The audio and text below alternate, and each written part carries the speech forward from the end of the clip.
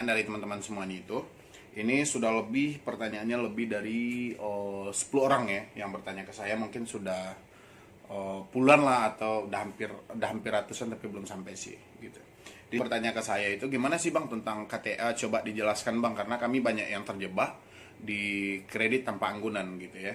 Jadi sebelum saya lanjutkan dulu, bagi teman-teman yang belum support channel ini, silahkan disupport dulu, dibantu like, share, dan subscribe-nya supaya channel ini makin berkembang lagi dan pastinya bisa memotivasi orang banyak gitu ya. Oke, jadi untuk KTA sendiri itu yang artinya adalah kredit tanpa anggunan. Jadi suatu debitur dapat mengajukan ke dalam lembaga pembiayaan tanpa menggunakan anggunan. Yang biasanya kita mengajukan ke bank itu kan ada sertifikat BPKB atau hal-hal lain yang bisa kita jadikan suatu jaminan. Tapi ini ketika kita mengajukan di KTA yang namanya kredit tanpa anggunan, itu tidak mempunyai anggunan sama sekali.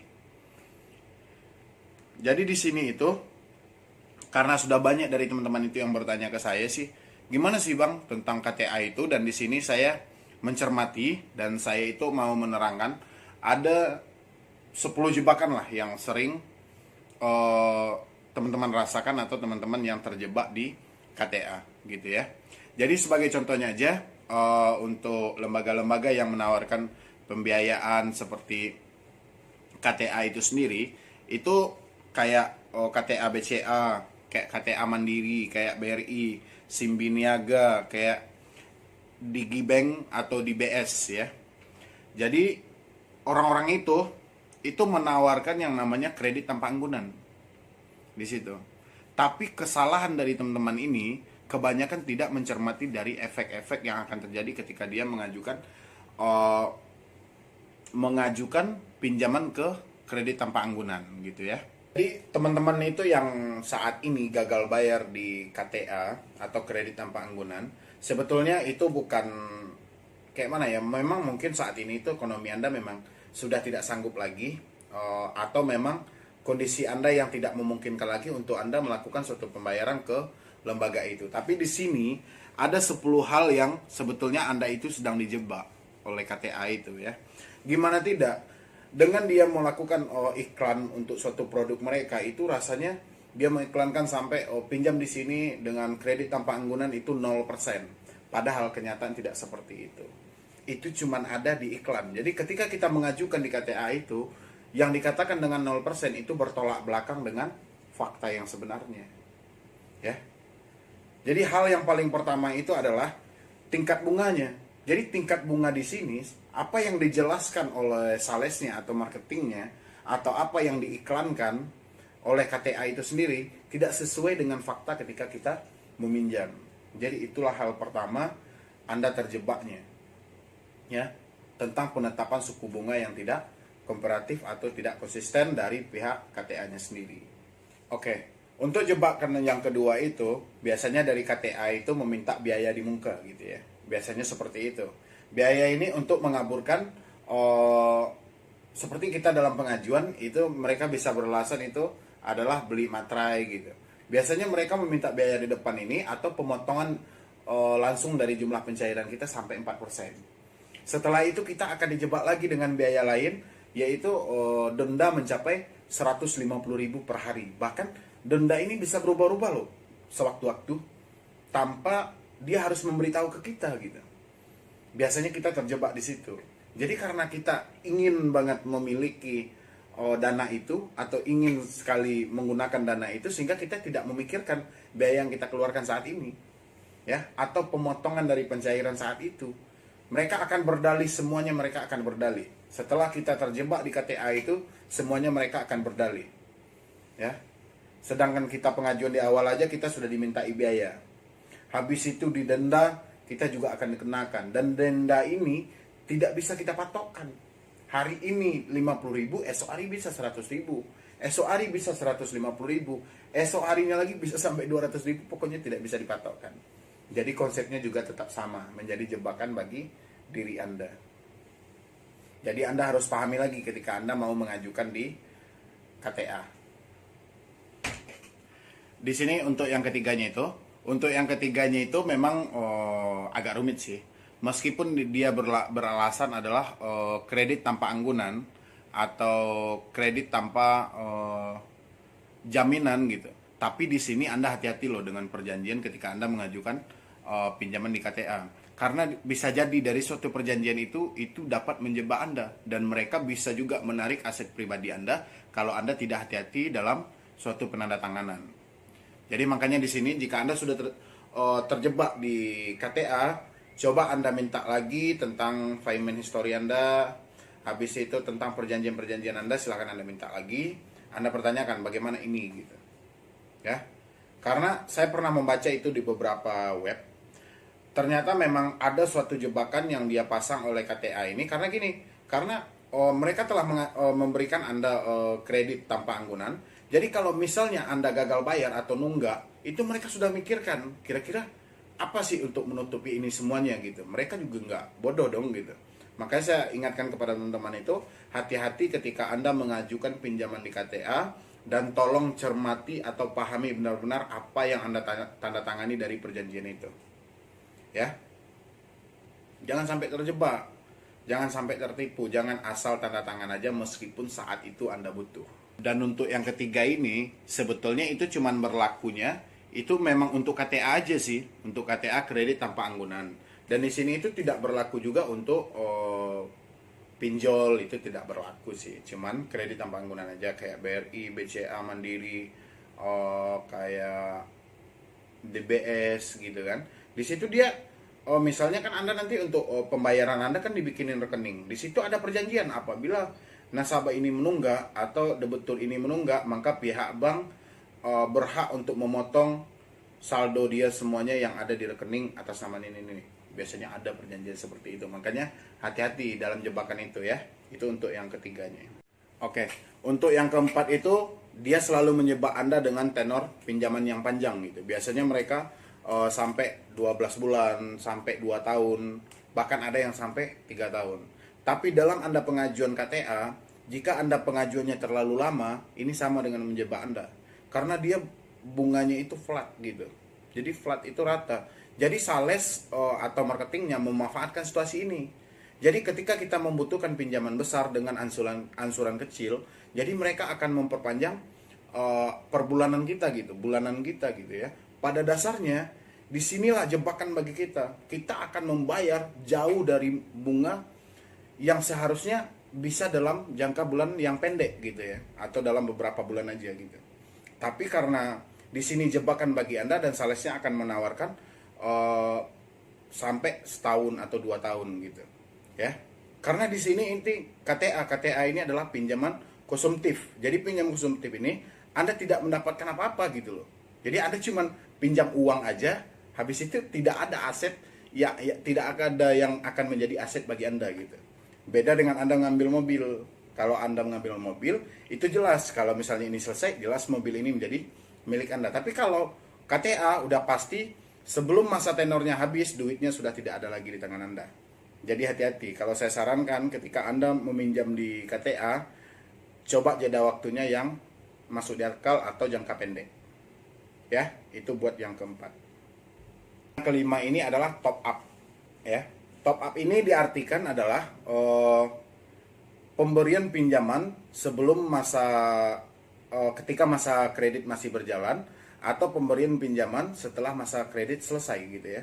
Tapi di sini yang disebut dengan top up ini adalah Anda adalah salah satu nasabah terbaik gitu. Jadi selama ini pembayaran Anda tepat waktu, Anda memenuhi kriteria nasabah yang dicari mereka sehingga mereka akan ketakutan kehilangan nasabah yang seperti Anda yang selalu jujur gitu. Yang selalu jujur yang bisa mereka manfaatkan gitu. Tapi di sini hati-hati ya. Ketika satu kredit di KTA Anda sudah selesai, saya harapkan ketika ada penawaran lagi dari marketingnya atau salesnya, saya sarankan jangan diambil lagi. Meskipun Anda akan diiming-imingkan dengan bunga yang rendah. Karena di sini juga sudah jelas jebakan gitu. Tanpa Anda ketahui, tanpa Anda sadari, nanti bunganya juga akan tetap tinggi. Karena bunga KTA itu lebih tinggi dari pinjaman lainnya. Ya, makanya hati-hati. Biasanya orang-orang awam berpikir, kan sayang kalau kita keluarin data kita, nanti kita untuk ngajuin susah lagi, harus kembali lagi di awal. Kan biasanya pemikirannya seperti itu. Tapi saat ini buang jauh-jauh yang pola pikir yang seperti itu. Kalau sudah selesai, udah hentikan. Ya, itu untuk yang kelima. Ini untuk yang keenam ya. Untuk yang keenam ini antara KTA, PS, KK. KK ini bukan kartu keluarga tapi kartu kredit. Biasanya Anda yang sering konsisten atau kooperatif dalam penggunaan aktif dalam kartu kredit, itu biasanya Anda akan diincar oleh para sales untuk diberikan pinjaman KTA. Kenapa? Karena pinjaman kartu kredit bunganya lebih kecil daripada pinjaman KTA. Tapi untuk pencairan dari kartu kredit plafonnya lebih kecil dari KTA. Biasanya Anda akan diiming-imingkan dan Anda akan menjadi incaran. Jadi ketika Anda menggunakan kartu kredit, hati-hati dengan penawaran kredit tanpa anggunan karena itu adalah jebakan bagi Anda. Silahkan Anda perhatikan dulu, selagi bisa kartu kredit Anda manfaatkan, tidak perlu Anda mengajukan pinjaman ke kredit tanpa anggunan. Ya, jadi hati-hati jebakan bagi diri Anda yang menggunakan kartu kredit sampai detik ini. Itu untuk yang keenam ya. Ini untuk yang nomor 7, ini kita beralih ke KTA P2P atau peer to peer lending ya. Ini biasanya jebakan yang paling ngeri buat Anda ya, apalagi Anda saat ini yang menonton saya adalah rata-rata korban pinjol ya. Di sini hampir sama, penggunaannya hampir sama ya. Bayangin bunga yang ditetapkan oleh KTA itu sampai 24% per bulan. Bayangin, selain bunga yang ditetapkan, itu data pribadi Anda, penyebaran data, pengancaman segala macam ini akan lahir dari sini. Ya. Jadi ketika ada pengajuan atau ada penawaran, Anda diminta untuk mengajukan di pinjaman online KTA-nya, kredit tanpa anggunan melalui aplikasi, itu dananya memang cepat banget, bahkan kurang dari 24 jam biasanya Anda sudah mendapatkan dananya. Tapi di sini Anda harus hati-hati. Jebakannya hampir sama dengan Anda para korban pinjol. Ya, untuk poin nomor 7, ini harus sangat hati-hati. Kalau saya sarankan jangan pernah minjam lagi. Kalau memang saat ini Anda sudah terjebak dan bunganya terlalu besar, Anda stop dulu pembayarannya, Anda negokan untuk pembayaran pokoknya. Setelah semuanya selesai, stop dan jangan minjam lagi. Ya. Itu cuma saran saya untuk poin di nomor 7. Nomor 8 ya. Ketika Anda mengajukan di KTA itu ya, contoh saja kita ambil jangkanya dalam 12 bulan. Nanti berjalan 5 bulan atau 4 bulan dan Anda memiliki rezeki dan Anda berinisiatif untuk melunaskan, jangan harap. Ya, bukan berarti tidak bisa Anda lunaskan, bisa. Tapi disinilah Anda akan dihantam habis-habisan. Ya, nanti sisa pokok akan ditambahkan bunga 7%, disebutkan dengan namanya penalti ya. Nanti setelah bunga ini setelah penalti ini diambil 7% dari jumlah pokok Anda, belum lagi Anda nanti akan membayar jumlah bunga yang berjalan selama ini ya. Itulah yang memberatkan Anda. Yang biasanya kita kalau meminjam di leasing atau di bank-bank yang resmi gitu, kita kan ketika melakukan pembayaran ya udah orang itu yang kena penalti gitu ya, 2 bunga atau berapa gitu kan. Tapi di sini enggak, kita yang kena penalti. Jadi pokok yang tersisa dia tambahkan 7%, ditambahkan bunga yang berjalan. Ngeri nggak itu gitu.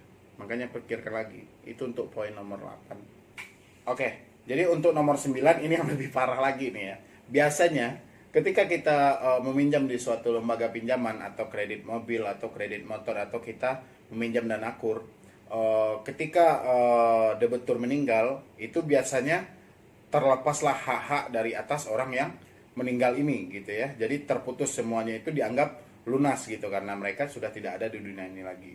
Tapi ketika Anda berhadapan dengan yang namanya kredit tanpa anggunan, jangan harap. Karena di situ ada perjanjian, apabila debitur meninggal dunia, maka yang hutang debitur tetap akan ada dan akan menjadi hutang dari ahli warisnya turun temurun. Bayangin, makanya hati-hati gitu loh. Ya. Jadi ketika Anda mengajukan di kredit tanpa anggunan, Anda pikirkan lagi ini benar apa tidak. Tolong dibaca lagi setiap yang Anda tanda tangani. Jangan Anda mengharap duitnya aja, Anda pikirkan juga risikonya gitu. Ya. Itu untuk yang nomor 9. Oke, ini untuk yang ke-10 ya. Ke-10 itu apabila Anda menunggak di kredit tanpa anggunan atau KTA, itu biasanya dari pihak bank bisa memberikan nama Anda untuk dimasukkan ke dalam BI checking atau daftar hitam atau SLIK gitu ya, yang akan diberikan kepada OJK langsung. Dan yang lebih parahnya lagi, itu dari pihak KTA itu bisa memberikan data Anda ke pihak ketiga untuk menjemput suatu tagihannya gitu ya. Bahkan mereka dapat biasanya melakukan pengancaman dengan kekerasan, menakut-nakuti Anda melalui media telepon, media SMS, pokoknya bermacam-macam hal apabila kita menunggak gitu. Ya. Jadi itu untuk yang ke-10, Anda silahkan pikirkan. Itu sudah saya jelaskan tadi dari 1 sampai 10. Itulah hal-hal yang harusnya Anda cermati dan Anda pahami sebelum Anda meminjam di kredit tanpa anggunan. Dan berpikir lagi ketika Anda membutuhkan dana dan menoleh ke kredit tanpa anggunan. Untuk hari ini mungkin cuman itu dulu yang dapat saya sampaikan. Itu tadi sudah saya jelaskan 10 hal tentang 10 hal yang menjebak Anda ketika Anda mengajukan pinjaman di kredit tanpa anggunan. Jadi Anda hati-hati ya, meskipun itu Amar Bank, Permata Bank, BRI, BCA, Mandiri, semuanya yang menawarkan kredit tanpa anggunan Anda hati-hati. Apalagi yang seperti saya sebutkan tadi di poin nomor 7 itu Anda harus sangat hati-hati ya, karena disinilah jebakan buat Anda semuanya. Jadi kalau Anda tidak mau sengsara, Anda tidak mau kehidupan Anda tidak tenang, pikirkan lagi ketika Anda mau mengajukan di kredit tanpa anggunan ya. Jadi cuman itu dulu yang dapat saya sampaikan untuk hari ini. Jadi kalau ada salah dan kurangnya saya mohon maaf. Kalau ada memang kekurangannya, silahkan nanti teman-teman cari informasi yang lebih lanjut melalui media informasi, bisa melalui Google atau melalui web, atau Anda bisa bertanya dengan orang yang lebih paham dan mengerti langsung. Dan atau Anda bisa juga DC pinjol. Itu yang paling menyulitkan biasanya di DC pinjol karena ancaman dan tekanan dari mereka gitu ya. Jadi sekian dulu dari saya, Medi Broni. Wassalam.